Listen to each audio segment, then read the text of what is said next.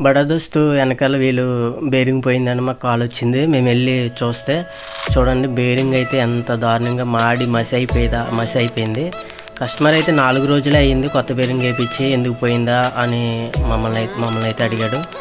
మరి మాకు తెలియదు కదండి, ఒకసారి ఓపెన్ చేసి చూద్దాం అని చెప్పి ఓపెన్ చేస్తే చూడండి యాక్సిల్ ఎంత దారుణంగా పోయిందో. అంటే 4 రోజులే అయ్యింది బేరింగ్ వేసి, కానీ అక్కడ మెకానిక్ వాళ్ళకి చెప్పకుండా బేరింగ్ దిగేసి ఇచ్చేసాడు. దానివల్ల అక్కడ 4000 కస్టమర్కి పోయింది. ఇప్పుడు కొత్త బేరింగ్, కొత్త యాక్సిల్, వీల్ బోల్ట్స్ మొత్తం అన్నీ చేంజ్ చేయవలసి వచ్చింది. కస్టమర్కి అది లాస్ ఇది లాసే. దీన్ని అయితే పౌండ్రీలో ఇట్లా చేయించి మళ్ళీ కస్టమర్కి అయితే కంప్లైంట్ రాకుండా చేయండి అన్న, నా దగ్గర డబ్బులు లేవు, ఇప్పటికీ అప్పు చేసి నేను ఈ బేరింగ్లు ఇవన్నీ వేయిస్తున్నాను అని చెప్పి అన్నాడు. మాకైతే చాలా జాలేసింది కస్టమర్ని చూసి, ఎందుకంటే డబ్బులు లేవు, ఎవరెవరినో మా ముందే ఫోన్ చేసి ఫోన్పే చేయించుకున్నాడు.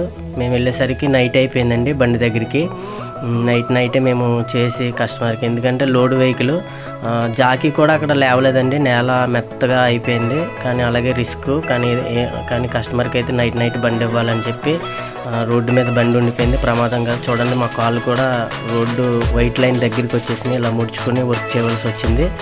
కానీ తప్పదు కదండి, డబ్బులు కావాలంటే రిస్క్ అయినా చేయాలి. కస్టమర్ అయితే చాలా హ్యాపీ ఫీల్ అయ్యాడు.